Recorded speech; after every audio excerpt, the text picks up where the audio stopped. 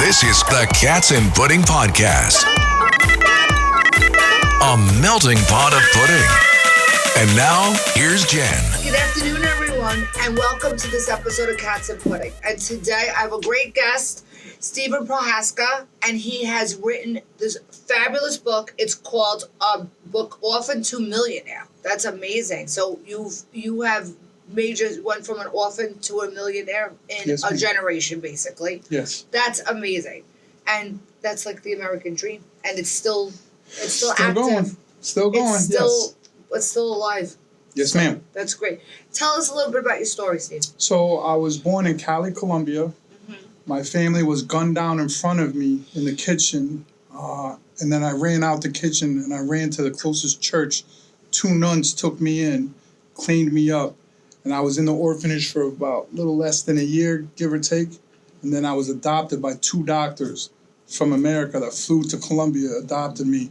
And then I came to the States and then, Amazing.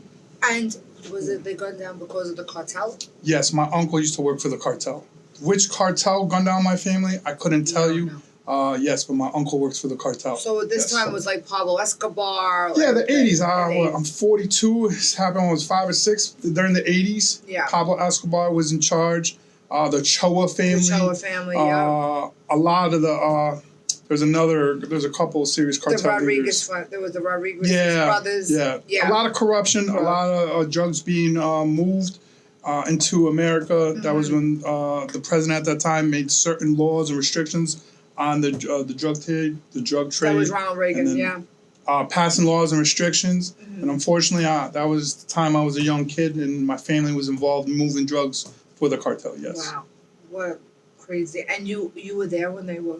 Yes, I was there. I don't know all the details. I remember, when you read the book, there's certain situations, like I used to see my father and my uncle arguing because my father wanted us out of the drug business. Right. But, we were living poor, so you have to do whatever it takes to take care of your family. It happens. That's what it usually happens. Good people sometimes do bad things if they have to take care of their family. Yeah, it's just when you get put in that position. So it's understandable. I didn't know all the details, but I knew they were fighting. And then, the day before my family got killed, we packed our suitcases. I knew that we were going to move somewhere. I didn't know where. And then the following day, that's when, trucks pulled up, shots fired throughout the kitchen. And then, You're little so Steve. Lucky you survived. Oh, I have PTSD till this day. Oh, my goodness. Yeah. Thank God. Well, you were saved for a reason. God saved you for a reason. Thank you. I truly believe that. So now you moved to America, and you said you were how old? I was about 6, between 6 and 7. Yep. Okay. And you just acclimated right away, or? So what happened was there was a process of being adopted. So when I went on the airplane for the first time with my new parents, I was kicking and screaming as a little boy. I'm speaking in Spanish. Yeah. They're kidnapping me. They're taking me. I just lost my parents. I didn't believe or trusted anybody. Wow. So when we flew, we came into, I don't remember which airport. I went to Hartford, Connecticut from Cali, Colombia. And then we got into a car and we drove to Trumbull, Connecticut. Okay. And that was my first house that I came when I first got adopted and came to this country. I had my first bed. First house, I had my own bathroom, I had my own pillow. It was the world to me. Wow. But at the same time, I didn't trust anybody. It took some time. I slept, the first pairs of shoes I got that my mother bought me, I had them on for a week. Aww. Because in the orphanage, kids steal your stuff. So you don't know. Everything I had, I kept close. Oh, wow. So she told me about 6, 7 days in, it's okay. You can take your sneakers off. No one's going to take them. So that was an anxiety for me. Right. Then I had to learn how to eat properly. They gave me 3 meals a day. There was times that I was a little kid, I didn't know that, I was getting free food, that the parents are going to feed me breakfast, lunch, and dinner. I would go run into the woods and grab bark and eat bark. Because I didn't know. I didn't understand meals throughout the day, snacks. You got to go in the refrigerator to grab food. So I had to learn. How to use spoons, utensils. I didn't have any of that.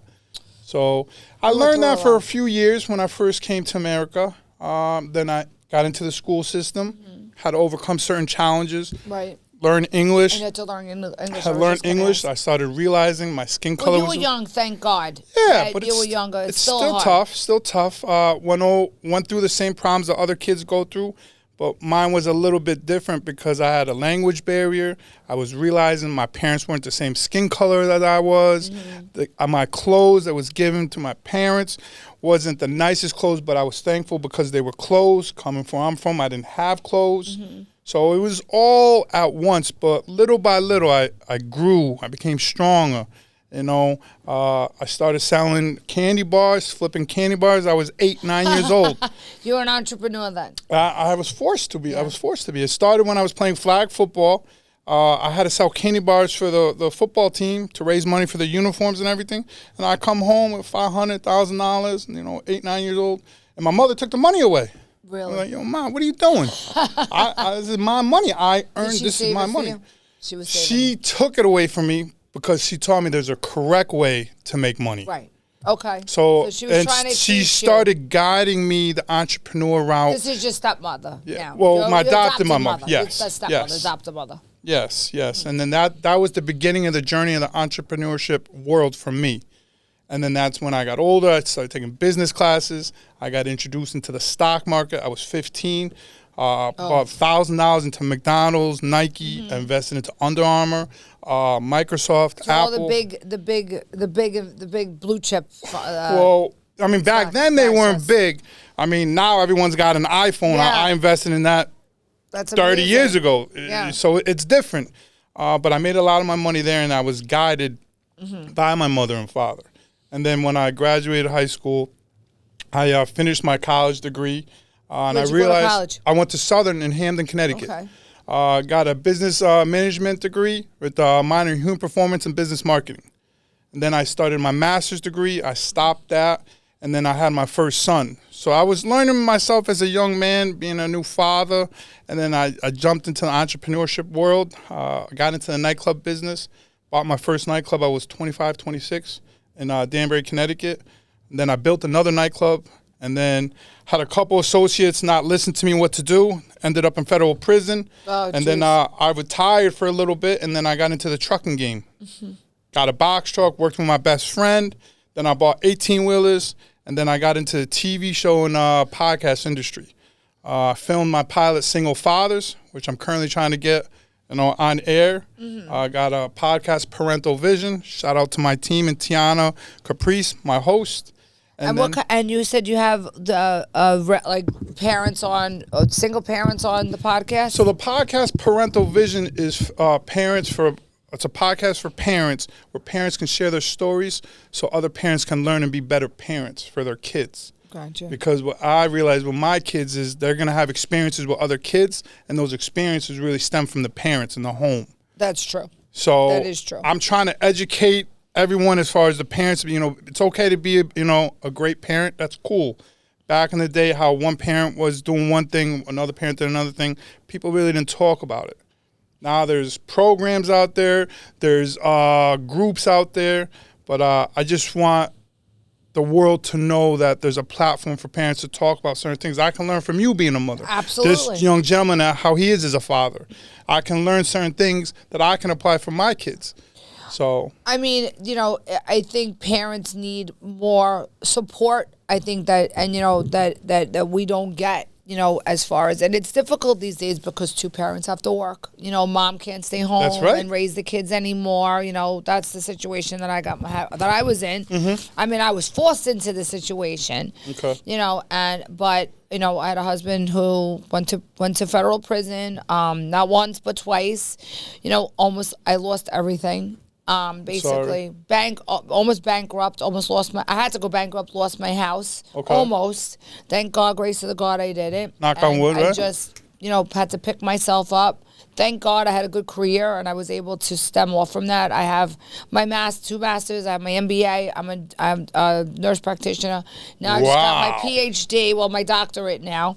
God bless. bless. I went through 20 years of schooling. I have a lot of school. But I've always feel that education is important because that's one thing that people cannot take away from you. They can take everything from you, but they cannot take away what's in here. That's right. And I don't always agree with for every every career needs a college education. I don't believe in that. I think as you're an entrepreneur, if you have a business mind, you have a business mind. You can't be taught business. That's it.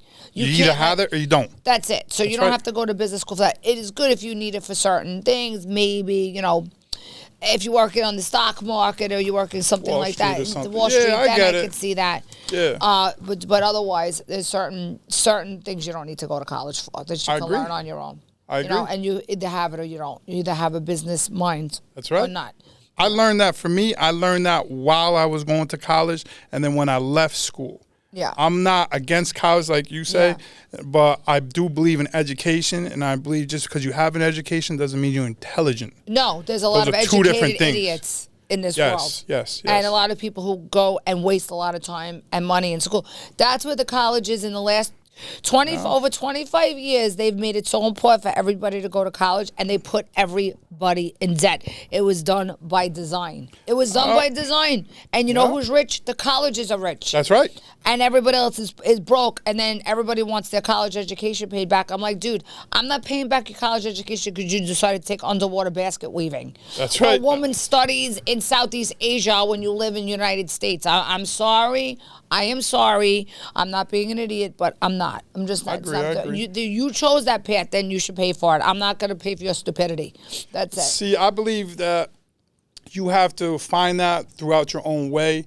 And then you'll learn about that when in my book, From Orphan to Millionaire, that the different stages I went through mentally. Oh, I got pushed, from my parents because they had PhDs as well. Well, they were doctors, that's why. But that was good for the pushing, but I found my own way. Your own niche. Dad, I'm not. This is were you. They you medical guys. doctors or were they So teachers? my father, they're both college professors. Oh, okay. So my mother had 3 PhDs, mathematics, psychology. Well, that you have to have business. education to be a teacher. You need, or a professor. You need an education. So they pushed education and research, which is good on me, but school wasn't just a fit for me. Right. And I did the school thing. I did the corporate. It was a Fortune 500. I worked at Sherwin-Williams for a couple years myself. It wasn't for me. I made everyone else above me money. Yeah. And when I understood the structure of the hierarchy of the corporate world, I was like, no, this is not for me. I'm going to work hard. That's why I stopped working for I'm not going to make you more money. I'm going to work hard on my own to make this guy money. And I said, why am I making you money and they're not giving me when I'm helping you bring everybody in, to all the doctors in to do surgery in the surgery center because they liked me. Then why am I not getting a percent? I said, well, I'm out. Unfortunately, that's the corporate world. And that's what happened. Yep. And I was making a big salary, and but the hospitals have become all corporate now, and that's what happened. I was director of nursing in a surgery center. I also worked in the hospital too, and I said, you know what? I said, how am I building your business? I should be building my own, and that's what happened, and that's why I said, let me take the chance, and I started my own business, and now I have 4. Look at you now. Yeah, I got 4 going on 5. Yeah. Nice. I can't even believe I did it. I'd sit back and think, how the hell did I get here? But I did it. No, I did the same thing when I got out of when I finished college. I found out it wasn't for me. Started a landscaping business. Started working the nightclubs. That's great money. I did I had to sell my certain contracts because I had a partner that was an alcoholic, already drunk at 6 a.m. This isn't for me. I'm not gonna be able to make a lot of money with this guy. It's very hard to have partners. What do you feel about that? You're a businessman. Would you rather be independent and have people work for you? It's hard. I've had 3 partners in my life, and that's over $500,000 with each partner. What I look at now is characteristics of an individual. Yeah. Because on paper, we can take care of certain business things. There'll be a hierarchy and structure on certain things. Everything is not but your paper. characteristic of how you're going to handle things is what's not on paper. Yes. So, for example, when I was a partner in my nightclub, we were on paper, it was a 49, 51%, right. But I was the face of the nightclub. My partner wasn't. There were certain rules and regulations that we had behind the scenes. For example, if we got into a disagreement, we have a verbal warning. The second thing would be a written warning to each one of us. Then the third one would be going home with pay. Right. Out of being his partner for 7, 8 years, I got sent home maybe once. Right. So what happened is that he understood my characteristics and then my likes and dislikes because that stems over. Yeah. What I do on my off time affects my business. Absolutely. People don't understand that. That's why you see some of the top football actors, if they get in trouble off the screen or off the field, they're going to lose endorsements. They're going to lose money. Of course. So you I lose always your focus. You lose everything when that happens. So I was groomed to make sure I was always clean in that aspect. I'm try to be as professional as possible. And as to answer your question, as business, as I get older, I now look more deeply into that. For example, if a man or a woman approaches me on certain businesses, I mean, I'm offered businesses left and right. I have money in different businesses. I just can't give my time. I'm not a partner. I'm an investor. If I'm working on a project, it's typically mine because I'm putting my own time in. I can't get that back. I look into That's people. what the problem is that the time, people don't understand how valuable. But as you get more money, as you increase your business, you will. Valuable. Of course. I can't, I'm that's not why I doing apologize to you for being a little bit okay. late. No, that's okay. That was their time today. That's not mine. But I still apologize. This is my fun. This is my fun time. No, I get it. This is something that I enjoy. It's still valuable to everybody. It is. But I learned as I get older, I can't give my time out. So what I do is I schedule myself. I try to do it very strictly, and where I can, pay someone to do something, I let them do that, and I give to the time for my kids, my family. It was very hard to let go of that, though, because was it hard for you to let go of delegating to other people to do It's that? not only delegating that's hard to understand. Are you a control freak? Sometimes. What's your I'll sign? micromanage sometimes. Me too, but what's your sign? Oh, I'm a what is it? Capricorn. So. The thing is that when you get at certain levels, you can't do everything. No. Trump didn't build everything himself. No, he didn't. He had other people. Of course, you can't build it all. But it's your idea. That's where I think sometimes it's hard for people to let go of it and delegate because you're always afraid. It's hard because it's your baby. Yes, For exactly. example, it's your child. And like you're raising it to grow up, and you don't want to just let it go out there on its own with somebody else. That's right. And then they get it into drugs. They do. It's just like a metaphor, but it's true. Yes. Like it's like it's hard to let go. It was hard for me to let go where I had to bring other people into my practice to work for me. For me, to be honest, but I have them now. So. For me, it's a little bit easier because I keep the same people around me. What I'm now doing is I'm subbing out, or I'll get in contact with a certain professional. When I wrote the book From Orphan to Millionaire, I surrounded myself with certain authors, certain people that have done certain projects. When I filmed my pilot, I hired a production crew that did movies before. I educated myself on certain contracts. I reached out to certain connections that were in the field. So I'm educating myself, and I'm putting up my own money for these projects, and now I'm just guiding it to where it needs to be. You sound like me. Well, we're similar. We're similar. That's maybe the business mind. People don't understand how that a lot of people don't have they don't have a business mind. They think they do, but they don't. You'll know when it hits you in your face. When it hits you in the face, you get that bill. Oh, so who wants to be in charge? You? Yeah. Who's in charge? You. Yeah. Oh. People don't realize that. No. Oh yeah, you got the money. I'm the last person to get paid. Remember that. People don't understand capitalism. They think that just because, and it's so funny when people come and work for you, they're like, it's so hysterical that they're like, oh well, I helped. No, you didn't. I'm on my business. No, I am.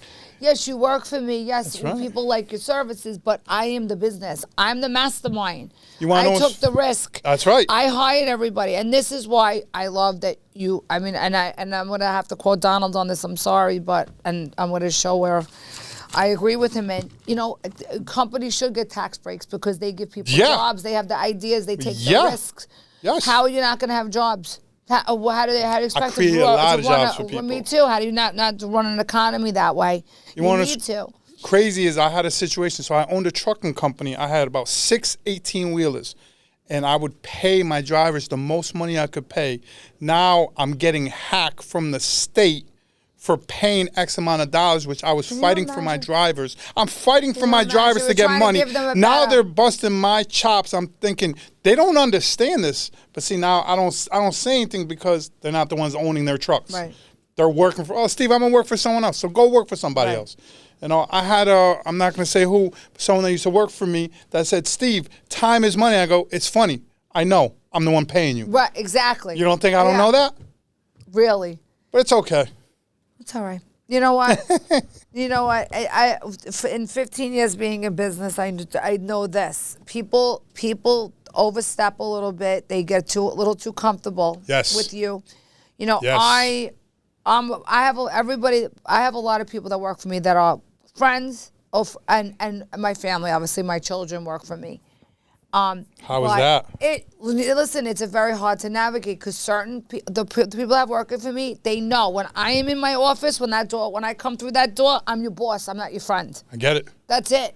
How does that work with the kids? Because I'm starting that with my oldest son. My older daughter gets offended when I say something to her, but she's starting not to understand that this is business and I'm not your mother when I walk through here. I'm your employee, and I expect more from you because you are my daughter. Exactly. I expect you to even do better.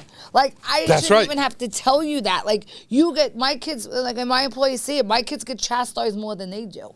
And that's why I'm very hard on my kids. Are you kidding me? Yes. Like, what are you doing? Like, you should know this. I shouldn't have to tell you. Yep. Like, and it's true. I'm harder on them than anybody else. My oldest son just did an internship at my podcast, Parental Vision. And Trump was harder on his kids than anybody else, too. They're very successful. That's why they're successful. So you got to give and take. But I ask about you and your child on that because I'm now in the realm of doing that with my oldest. My oldest is 16. He'll be 17 next month. Oh, they got to. So now he's getting. Oh, Dad, he's gonna finish school early because he's doing great. Mm-hmm. He's beating all the other kids. He'll finish 6 months ahead of all the other kids. Does he want to go to college? No, we're not going to college. Okay. I want him to get some BS job, and then he's gonna come work for me. Then we're gonna build a. To be honest with you, when he turns 17, the goal is he's gonna have his first multifamily. I'm going to help him get his first multifamily. He's going to take care of the paperwork. He's going to take care of the property. He's going to line things up. So then, is that what your main business? Is that what your main business is now? Is real estate? I'm actually. It's not my main business, but I'm actually in the process of closing my first apartment building. But I make a lot of money on the stock market, to be honest with you. I got all these I don't projects. play the stock market anymore. You know, but I'm taking money out and doing projects, and then I got this project, TV show trying to do. I got the book out. I want to do a movie. I was already in a movie. I'm working on a part. I'm doing all this now too. It's like whatever my heart second life desires. thing that I want to do is get into acting. I want to be an actor at 54 years old. God bless. I know I can't, but that's what I always loved. I always loved that and production, and you know. Looks pretty cool too. It looks cool. Yeah, it is. It's hard work. I want to do it now where I could enjoy it. I get it. Now it's not like I'm doing it because I think I'm going to get an Oscar. You know what I mean? I'm doing it because I enjoy it. I am creative. I do like to write. I do have great ideas. I am an artist. I do Botox and fillers, and it sounds funny, but you have to be an artist to do it. So I have a minor in fashion design. So I also am I'm very creative, like as far as. So you gotta let me know, how do I look? Because I need your tips. I think you look amazing. Thank you. I think you look very suave. I love the whole clean cut Tony Soprano thing. I love it. You're getting it. That's my thing. I love it. You know, listen, that's from my neck of the woods.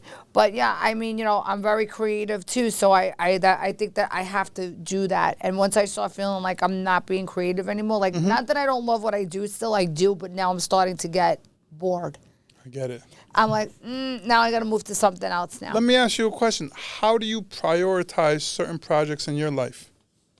Well, I have to. My money has got to be the priority. So business has to be a priority. I mean, obviously my children are number one, but my business has to because that's how that takes care of the children. That makes the wheels turn, right? I get it. I have to. That's the most important. If that stops, everything stops. And I ask that because I go through that as well with my kids.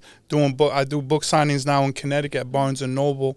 You can get my book From Orphan to Millionaire at Barnes & Noble, right here, Barnes & Noble, Walmart, Ingram Sparks. And he's got such a cute picture. Yeah, that's my immunization paperwork right cute. there. Yeah, but the reason why I asked because I'm getting booked now for book signings, and I'm now doing speeches and motivational speaking to help motivate high school students, colleges. I would like to get into the corporate speaking as well to motivate the workers. Right. And we'll go from there. The sky's the limit, and I'm going after every dream, checking it one by one. And that's your next. That's the next check. Next little box. Well, the real big one, to be honest with you, is I really want to get my TV show on the air. The Single Fathers that I have a pilot, pitch deck, whole portfolio. The teaser did quite well. Got good stats on that, but I want to get that out there in the public so the public can see parenting from the father's perspective. I think that's a great perspective. So it's always from the mother's perspective. it is. It's not knocking the mothers. The mothers do a great job. I but think we do. Father, Yes, we do. there's fathers out there that do a great job. They do. As well. That's Not great. so great. I want to show Yes. all of that. Yeah, I'm working on it. I'm working on it. All right. Well, as long as you show both sides, because there are great dads, but there's also a lot of shitty dads. Of course, of course. And I'm not saying that to be sexist or be. Oh, that's just the facts. But and there's a lot of shitty mothers out there too. We're not going to say that there's not. We won't talk about that part. No, we won't talk about that part. I don't know. Listen, anybody, I cannot. When I see women who don't prioritize their kids first, that really bothers me. I don't know how. That they can't. You have to prioritize them. My kids are first. My kids are number one, and man. like I said, my business is up there because that's how I keep the wheels turning. I have to because that helps. So let me ask you a question. Based off of that, do you spoil your kids more, or do you teach and groom them? I don't know. What do you think? Do you think I spoil? No, I think I spoil them to a point, but. No, I don't think, but they're respectful. They're very respectful, my children. My children are educated. They went to school. They don't do drugs. They don't drink. They're not Doing stupid stuff. Stupid shit. Okay. So, I have to say that they're responsible. Okay. Respectful for the most part. Sometimes they get out of line, but they're girls. The reason why I asked that is because you're so successful on that. I go through that with my kids. I spoil my kids like crazy, but I expect a lot from my kids. I think I spoiled them because of what they went through. Because I felt like I wasn't able to give them my time because I had to work. I understand. And I think that in a way, my youngest one kind of resents me for the fact that I wasn't there with her. Like, that I wasn't home doing the whole PTA and hanging out with the mothers from school. By the way, I didn't want to hang out with any of the mothers from school because they're all... I didn't want to. Yeah, no, I get it. Just drop your kid off. Why do you have to come to my house and hang out with me too? I don't want to hang out with you. Oh, well, at least you say it straightforward. I don't. I have nothing in common with these women. Mm-hmm. I don't want to. I am not a stay-at-home mom. I work. I mean, I had one of these mothers walk up to my daughter one day and ask her, "Why do you have a nanny?" Oh, because my they help. I want a nanny. I gotta get a nanny. That's why I have a nanny. That's why, because I work. I don't sit home and my husband takes care of me. I don't have to ask my husband for $20. I don't feel bad because I don't cut my own grass on my house. That's a bad thing. Staying home. Yeah. Listen, being a mother is the hardest job in the world. I did it I stayed home for the first 10 years of my daughter's life. I worked part-time, and let me tell you, I'm such a better mommy when I'm at work. Because then I become mommy dearest when I'm home. I said, boy, hangers, yeah. I asked because I'm going through that myself with my kids on that. I'm now my oldest son, he'll be 17. Like I said, I'm starting to groom him in certain fields that he wants to pursue. So I'm doing the same thing that my mother and father did for me. All they did was they found what I was good at, being an entrepreneur, and they just fed it. Well, that's what I'm trying to do with my 19-year-old. That's why I asked what you do with yours. Yeah, I'm trying to do that with the 19-year-old. But I think that because unless they really know, some kids just know what they want to do. Like, they do know. And then you just support them. Right. And then some kids, they really don't. They got to find themselves, and they got to find their experience. But I'm not sending you to a 4-year college that costs $100,000 a year to go find yourself and play beer pong. I'm not doing that. Like, I agree with you. That's not happening. Like, dude, I am not doing that. Get a job, learn about yourself, learn the world. Go to a community college and go play. Like, listen, the first year of I went to college, went to Baruch. I got a full ride to Baruch. Guess what my GPA was, and guess what happened? I still got my degree though. 2.7. It was 2. I just made it through from academic 2.5. I made it through. That was a close one. Okay, and I got a full ride. And then the next time I went back to school, I went through. Well, the first year actually I sat and played cards for the first year. That's what I did. But you're learning the ropes. You're free. You're free. You're trying to find yourself, and then the next go around you're. But if my parents had to pay for that, and I was down there, that would have never flew ever. And I tell my daughter that too, my youngest one. I'm like, dude, I don't care. I understand. I said college is a privilege. That's right. It's not. You don't have to go to college. That's right. And you need to go. If you're gonna go, you're not going just to screw around, just because you want 4 years of just to take off to find yourself. That's right. Go find your way to go get a job and go work to put gas in your car. It's funny you say that. I learned more in the business world just, working in a Fortune 500 company, Sherwin-Williams, owning my landscaping business, being a bouncer at a nightclub, and then owning my own nightclub, and then promoting and marketing my own nightclub. You know, I learned a lot just over all the authors writing this book. I had to go through a whole process with my team. I didn't realize that royalties, you know, people don't realize things. There's things behind the scenes. Yeah. Attorneys on royalties, which companies, who's representing you. Yeah. You know what I mean? How are you gonna market it? Who's gonna sell your book? Who's gonna do a whole bunch of things? It's hard. You know? To do anything new is hard. Yeah, but like this. But it's okay. You did it, right? I did it. I'm blessed. I'm blessed because, you check your box off. To be honest, look at this. I have to hold it up. To be honest with you, I wanted to write this book because I wanted to inspire others through telling my story. And that's a true American dream story. So American dreams could still come true. And maybe people can have that again these days. Maybe we'll be able to. Well, I just, like I said, I just want to inspire anyone that's having a difficult time, whether it's work, raising your kid, your job, you're feeling down, you're about to lose your house. You can still make it. Listen, I had no food. I had no place to live. Listen, my family got killed in front of me. You can't tell me anything.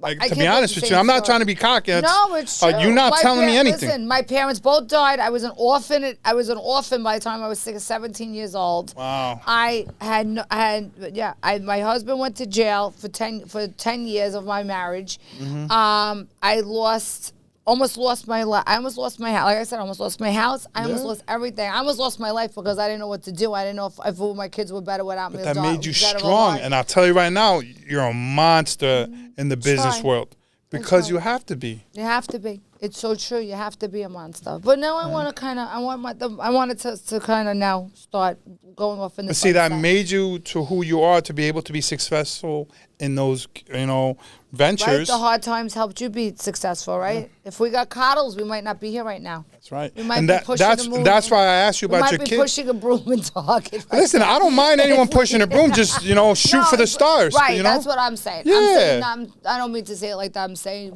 you should strive. If you're going to work, be your best worker and be your best self. And take pride in what you do. Amen. No matter what it is, take pride in it, right? Everything you do. You need to take pride in it. Because if you don't, it's never gonna surpass, and you're never gonna go past your dream. So tell everybody, Steve, where you can find this wonderful book, and I hope I get a copy because I'm yes, this is for you. I bought them for everybody here. So I can get an autograph. Of course, I'll sign it. Everyone can purchase, From Orphan and Millionaire on Ingram Sparks, Barnes and Noble, Walmart, and then make sure you check out my website, BigSteveBigMoves.com. I'm all over social media, Big Steve Big Moves, TikTok, Instagram, Facebook, Steve Prohaska, and check out the podcast Parental Vision, and you see everything that I got going on. Come on Parental Vision. We'll set that up. I'll have my guys. We'll set that up. Right? Yes, incredible story. Thank you. But I think I need to write a book too. But you I should. don't have time. Maybe one day. But this I can't. Let me read your book first. I want to see how good the writers are. Did you write it? Right? Or did somebody help you write it? Honestly. I had a team help me. Okay. But they were all your thoughts down on paper? Of course. To be honest with you, it was because I'm surprised that you would let somebody else help you write it because you're see the thing, and you know what? I got angry about that. I go, what's going on here? I hired you guys. Yeah. Steve, you're the one that has your thoughts, your life experiences. So it was a lot of phone calls, a lot of meetings, typing, emails, and it was going back and forth. probably a lot of stuff that you didn't want to go back to relive again a little bit. Sometimes some parts were hard. The very beginning of losing my parents, it was hard. But that made me who I am. It really is. That's why I say no one can tell me anything on anything. Yeah. And that's why I wrote it, because I want to inspire others. Did you ever blame anybody or put yourself, and woe was me stories? I didn't have parents. People be like, I do this because my parents were divorced. No, you choose to be the way you want to be. And it's funny, you want to know something? So I had a book signing Saturday at Waterbury, Connecticut, Barnes & Noble. My cousin drove down from Jersey 3 hours just to see me, gave me a hug and kiss, almost had me crying because she said your mother would be proud, and my father would be proud. Because they were hard. They were hard on me. Like, listen, if it was someone else, they would have went to drugs, killed themselves. Absolutely. Mentally tough. You got to be mentally tough. You would be checked out. You wouldn't even see be you walking later. Right now. Yeah. So it was touching for me because I'm a family. That shows how strong you are, though. So you did great. Don't get me wrong.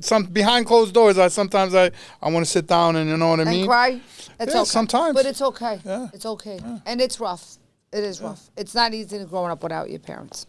Well, I can't wait to read the book, and thank Check you it for out. my Thank you. copy, and tell everybody where they could find you. You can find me on social media at BigSteveBigMoves.com. My social media, Big Steve Big Moves, Instagram and TikTok, and then my Facebook, Steve Prohaska. And make sure you check out my podcast, Parental Vision, and then you can see my teaser, Single Fathers. Hopefully it comes out soon, and thank you for having me.